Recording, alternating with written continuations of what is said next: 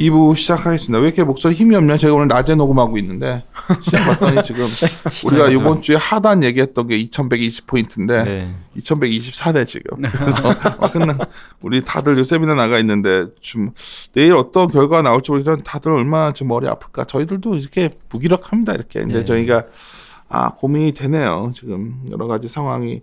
이게 둘이 또 갈등을 갔어. 이제 분명한 거는 이게 파국으로 가진 않을 거로 보고 있는데 알 수 없잖아요. 네. 그러니까 지금은 이런 시기에는 어쩌면 리스크 관리 이렇게 좀 하면서 우리가 잘 견뎌내야 될 시기 아닐까. 그래서 오늘 차분하게 흥이 하나도 안 나는 목소리로 네. 좀 하고 있는데 도움이 되실지 모르겠는데 그러니까 이럴 것 같아요. 오늘 같은 날 막 뭐 트럼프의 증인은 뭐 이런 거 얘기하는 뭐 지위가 뭔지 내가 알 수가 없기 때문에 그런 거 하기도 그렇고 아침에 사실 저희 회의를 좀 한참 했었는데. 네. 그건 자료가 안 나왔기 때문에 저희가 방송에 할 수는 없고. 네. 근데 약간 팁을 드리자면 저희가 이제 저번 방송을 자꾸 말씀드린 게 결국 중국이 약간 또 어떤 합의를 했던 부분을 틀어버리니까 트럼프는 그거 안 해주면 안 하겠다 한 거고 아마 틀었던 이유는 지적 재산권 관련 부분 같고 이게 지적 재산권은 사실 쉽게 헤게모니 전쟁이기 때문에 쉽게 물러날 수 없는 주제다 보는데 제가 보기엔 뭐 이러다 보니까 또 약간 하다가 뭐 연장될 수도 있고 또 뭐 좀 시간이 걸리더라도 둘이 결정적인 뭐 파고로 가지는 않지 않을까 보고 있습니다. 하지만 여하튼 단기적인 주가랑은 항상 주식쟁이들한테는 머리 아픈 이슈고 이런 날은 우리끼리 또 얘기하면서 시간을 보내야겠네요. 너무 차분하게 하고 이제 대원제약부터 시작합시다. 네, 대원제약 말씀드리겠습니다.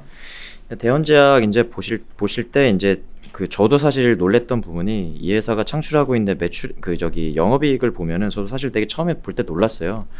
중견 제약사라고 해서 사실 시장에서 큰 주목을 받지 못하는 회사임에도 불구하고 주목 꽤 많이 받지 않았나요? 예, 근데 사실 이제 밸류에이션이라든지 아니면은 시장에서 이제 관심도는 최근에 다 바이오텍 회사들이나 이제 관련 시밀러 회사들에 대해서 집중이 돼 있다 보니까 이제 상대적으로 이제 소외를 받았던 거라고 생각하고 있고요.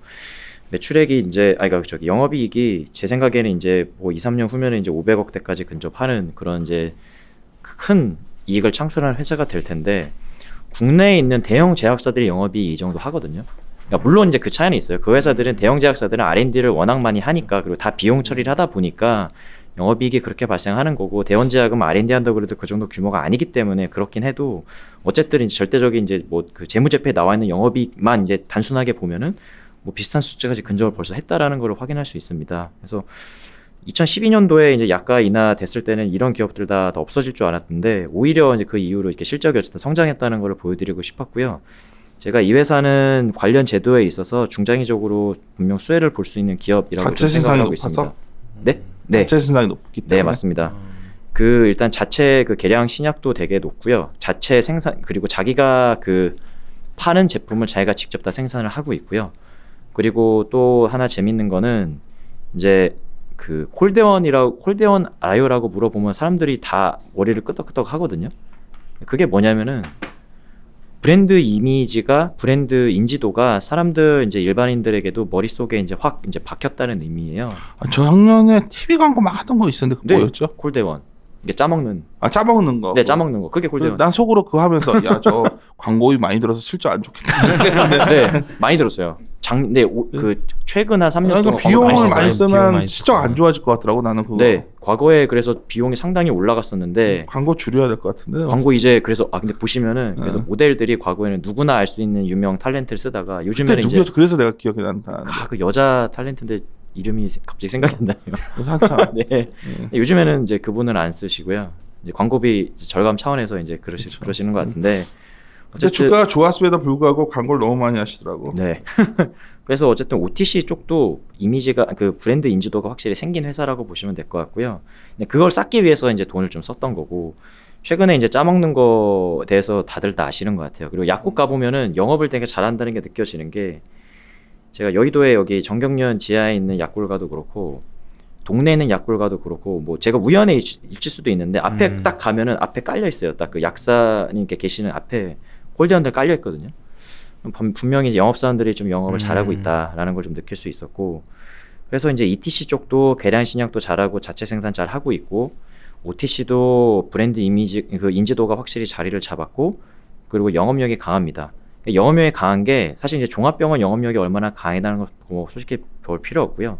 로컬 쪽 그러니까 뭐 동네 병원이라든지 약국들 영업력이 상당히 강합니다. 이게 왜 중요하냐면은 관련 제도가 이제 아까 생동성 관련돼서 제도가 시행이 되면은 아래에 이제 있는 기업들은 분명히 이제 수익성이 안 좋아지면서 나가 떨어지는 기업들이 많을 거예요. 뭐 그 시장은 누군가 채워야 되거든요. 왜냐하면 국내 제약 시장 자체는 성장 산업입니다. 그게 뭐 싱글이 됐든 뭐 3%가 됐든 4%가 됐든 5%가 됐든 왜냐하면 다들 이제 고령화되면서 약도 먹고 한두 개씩 다 먹기 때문에 그 빈 시장을 누군가는 채울 텐데 누가 채울 거냐? 자체 생산하고 그 영업력 강한 애들이 분명히 채울 거다. 그러면 분명히 이제 이런 그 대원제약과 같은 그 탄탄한 그 친구들이 채울 가능성이 높다라고 좀 생각을 하고 있습니다. 내가 보니까 요새 제약 바이오 하면 너무 뭐 신약 뭐 이런 것만 하는데 네. 아니면 제네릭 뭐 아주 솔직히 말씀하면 뭐 셀트리온 바이오 뭐 이런 거 하는데 약간 이쪽 비껴갈 수가 있겠어요. 참 이거로 네. 좀 피해가 네, 맞습니다. 네.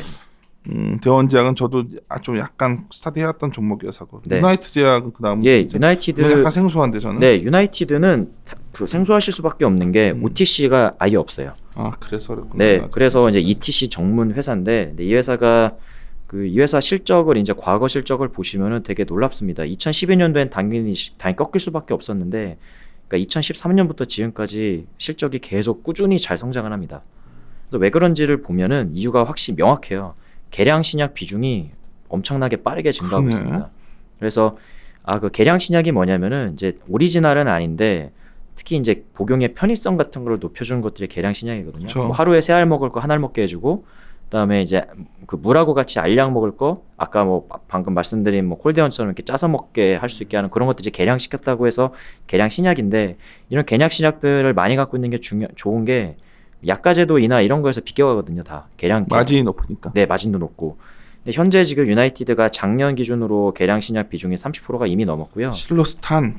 네, 그리고 현재 이제 지금 추세로 가면은 올해 말 되면 30% 후반대까지 개량 신약 비중이 높아질 거기 때문에 뭐 되게 잘한다. 그리고 분명 나머지는 제네릭이거든요. 나머지 제네릭에 대해서도 위탁이나 이런 거 많이 주지 않고 대부분 본인들이 직접 본인 생산 공장에서 본인이 직접 생산해서 팔고 있기 때문에 뭐 그런 정부에서 그런 제도가 나온다고 한들 큰 타격은 없을 거다라고 그러니까 생각합니다. 계속 지금 포인트가 일부에서 말했던 결국 이런 좀 규제가 강화됐을 때 난립돼 있던 중소 회사들이 좀 정리가 네, 되면 맞습니다. 좋아질 회사를 찾다 보니까 네, 이 대원과 유나이티드는 딱 눈에 띄는데. 네 눈에 띕니다. 그 매출액하고 생산 실적하고 비교해 보셔도 제가 왜냐면 얘네 말씀드린지 로컬 병원망이 왜 이렇게 탄탄한 거죠? 원래 이게 역사가 긴. 네, 역사가 긴 회사고요. 그러니까 제가 사실 영업력이 강하다고 하는 게 되게 좀 개념이 좀 모호하잖아요. 그래서 이제 탐방 다니면서 여쭤봤거든. 도대체 영업력이 강한 게 뭐예요? 하니까 역사가 길면은 영업력도 당연히 좋은 거라고 하시더라고요. 관계를 그만큼 많이 오랫동안 쌓았기 때문에. 근데 대원이랑 유나이티드가 이런 로컬 쪽에서 특히 이제 그 ETC 쪽에서 워낙 오랫동안 사업을 하던 회사기 때문에 영업력이 이렇게 좋았던 것 같습니다. 여기 보니까 수출 쪽 좀 설명. 수출을 말씀드리면은 어떤 내용인지. 염차양 똑같은 생각 좀 하고 있었어 지금. 네, 이 회사가 지금 좋았어. 이건 당연히 공시에 나온 내용이고 작년 이제 10월 달에 이제 전자 공시를 보시면은 뭐 하나 눈에 띄는 게 있어요. 수출, 그러니까 뭐 미국에 있는 회사랑 이제 계약을 맺었다, 항암제 계약을 맺었다는 게 공시를 떴고요. 내용을 말씀드리면은 미국에 이제 아보메드라는 회사가 있나 봐요.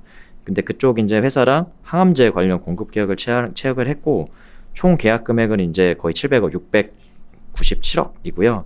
이걸 이제 5년 동안 나눠서 이제 판매한다라고 보시면 될 것 같습니다. 그러니까 이거 나누기 5 하면 이제 되는 거고요. 네. 근데 이걸 이제 어디서 생산할 거냐라는 건데 새로 이제 공장을 짓는 게 아니고요. 원래 유나이티드 제약이 원래 항암제도 하고 있었어요. 근데 그걸 이제 본인이 1공장, 2공장이 있는데 항암제는 얘네가 2공장에서 생산하고 있었는데 어디에 있어요 공장? 저희 진천 이런데. 아 진짜 그런- 바이오단지 예, 그럼- 노선 거 위에 거기. 네네, 거기 이제 충청도. 충청도. 네네. 그래서 전에 이렇게 지나가다 이게 보이잖아요, 이렇게 옆에. 공장들 보면은 진짜 무슨 화학 공장처럼 네, 생겼는데. 맞습니다. 그래서 근데 그걸 이제 원래 항암제를 생산하고 있었는데 이제 미국 진출하려고 하면 그쪽 GMP를 따로 받아야 되잖아요. 그래서 관련된 것들이 이제 어차피 이제 미국에 우리가 수출을 할 거니까 지금 있는 공장을 조금 더 시설 같은 거 좀 깔끔하게 하고 기준을 좀 높이자고 해서 관련된 투자들을 현재 계속 작년부터 진행을 하고 있었고요. 올해 상반기까지 이제 그 캐펙스를 지금 투여해서 이제 공장을 새로 리모델링이라고 이제 표현 리모델링을 다 할 거고요. 그리고 이제 관련 매출은 이제 2022년 정도부터 발생하지 않을까라고 생각하고 있습니다. 그래서 2022년부터 5년 동안 이제 아까 계약 금액에 이제 나누기 5 해갖고 5분의 1씩 이제 반영이 이 회사 실적에 이제 매출액에 자연스럽게 이제 애드업이 될 거고요. 오늘 그 다음부터는 어떻게 할 거냐라고 이제 생각할 수 있는데 계약 조건을 보면은 특별한 그 사안이 발생하지 않는 이상 계속 그 1년씩 자동 연장이다. 연장. 라고 이제 보시면 될 것 같습니다. 그래서 이런 조그만 제작사도 어쨌든 수출을 한다라는 점이 아까 대원 제약하고는 요게 사실 좀 되게 그 차별이 이게 더 있을 괜찮은 텐데. 것 같은데? 네. 아닌가? OTC가 없어서. 네, 그러니까 약간 그러니까 둘 다 좋은데, 그러니까 이게 사장님의 대원은 너무 네. 많이들 관심이 많았었어. 그건 그래요. 그러니까 내가 이 표현하면 이렇게 말해도 되겠지? 뭐 어떻게 너무 이것 좀 오버했던 사람들 좀 있었던 것 같고 작년에. 근데 실제 숫자 안 나왔잖아. 아 대원이요? 그쵸 이게 돈을 그러니까 본업은 괜찮았는데 아니 뭐 본업이 이것저것 이제 숫자가 안 돈, 나왔죠. 이것저것 돈 쓴 게 좀 많았죠. 그러니까 유나이티드는 재밌는데 주가는 어땠는지 내가 관심이 없어서 주가는 잘 못 옆으로 봤는데. 기고 있습니다. 기고 있어. 네. 그래요. 관심 전혀 없습니다. 한번 그렇지. 이렇게 관심 없는 걸 봐야 이제부터 네. 두 개 TP를 내셨고 네. TP 안 낼 것 중에서 네, 일동 말씀드리면은 일동은 되게 그 좋은 회사예요. 일동은 OTC가 상당히 강한 회사고요. 그러니까 아로나민이라고 하면은 사실 모르는 사람이 우리나라에 사실 단 한 명도 없을 거예요. 아마 다 아실 거예요. 누구나 다 아실 제품이고 국내 비타민 시장에서 뭐 압도적인 1등이라고 보시면 될 것 같습니다. 그래서 OTC 쪽이 워낙 잘하는 이제 회사인데요. 이제 조금 아쉬운 거는 ETC 쪽은 조금은 약하다라고 그 생각을 이거저거 참 많이 하는 해봤습니다. 회사죠. 네, 그래서 약하다라는 게 사실 되게 뭐 추상적이라고 그러니까 약하다는 게 뭐냐면은 일단은 그 ETC 쪽에 강하다라고 말씀을 드리려고 하면은 사실 여러 개 제품들이 많이 있긴 하지만 그 중에 그래도 몇 개는 100억 이상 매출을 꾸준히 꽂아주는 제품들이 있으면 이제 ETC가 강하다라고 하는 건데 일동제약은 그런 제품이 없다는 점이 조금은 아쉽고요. 그리고 그런 걸 안 봐도 이제 후행적으로 이제 이 회사의 이제 ETC 관련 그 매출의 그 실적을 보면은 아까 유나이티드랑 대원 같은 경우에는 쫙 올라오거든요 매출액이 연별로 보면은.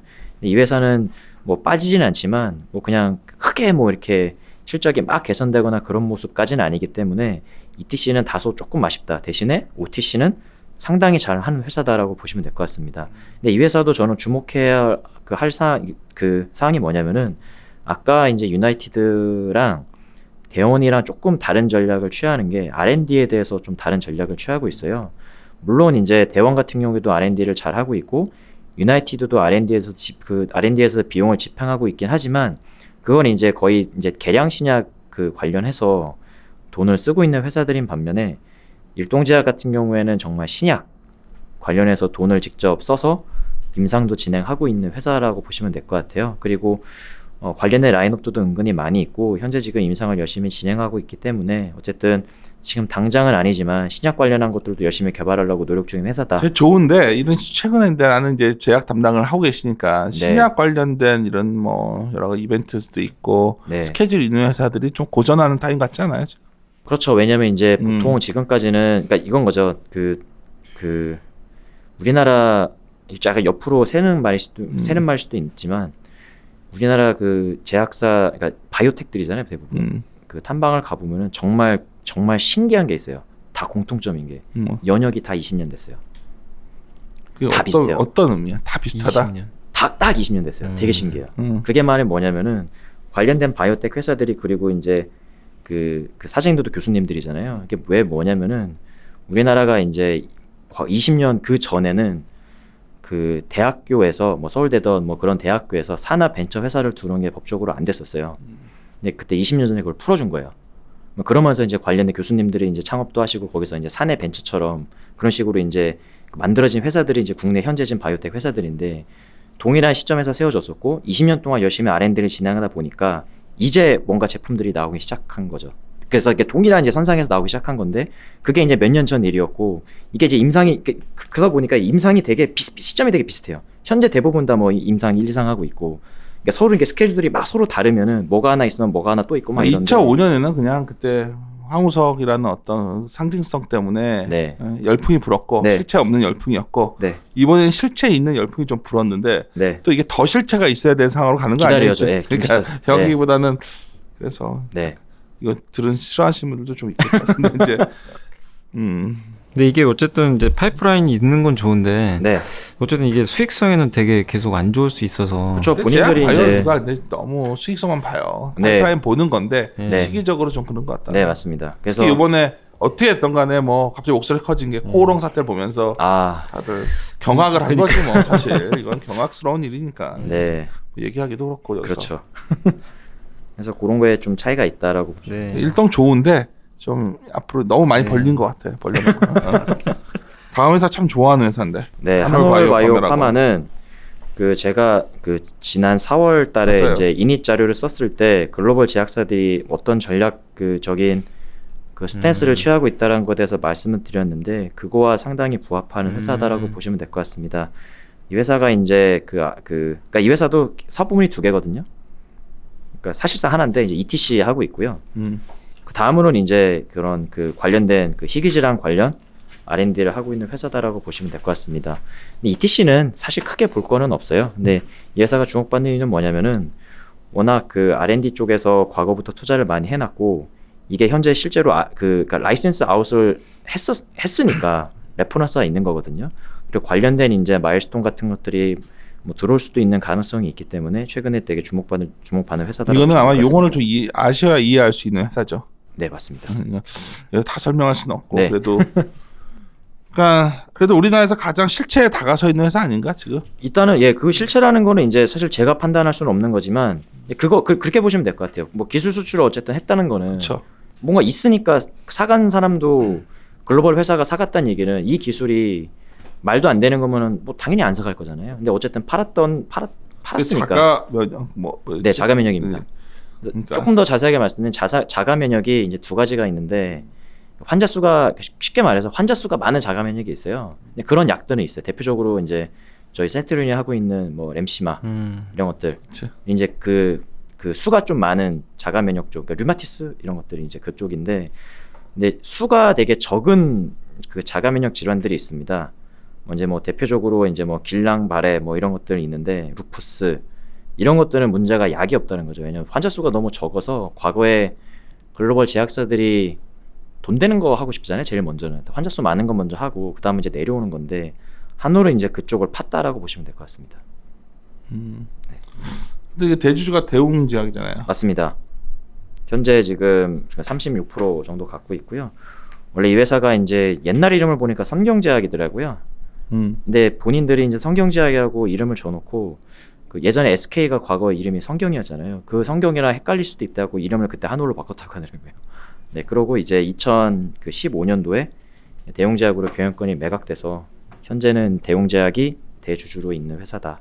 나 이거 주주보다 재밌어. 갑자기 깜짝했어.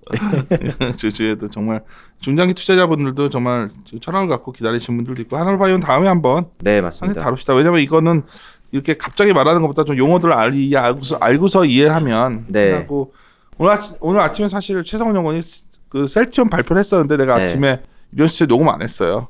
워낙 무서워서 안 했는데 네.